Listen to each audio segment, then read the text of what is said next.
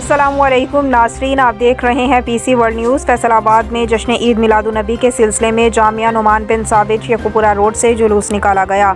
जुलूस में आशिकाने रसूल की बड़ी तादाद ने शिरकत की। हमारे नुमाइंदा खुसूसी पाकिस्तान गुलाम दस्तगीर की रिपोर्ट के मुताबिक जुलूस की क़यादत पीर मौलाना मोहम्मद अशरफ शाह तुराबी ने की। जामिया नعمان बिन ثابت से जुलूस अपने रिवायती रास्तों से होता हुआ चौक घंटा घर पहुँचा।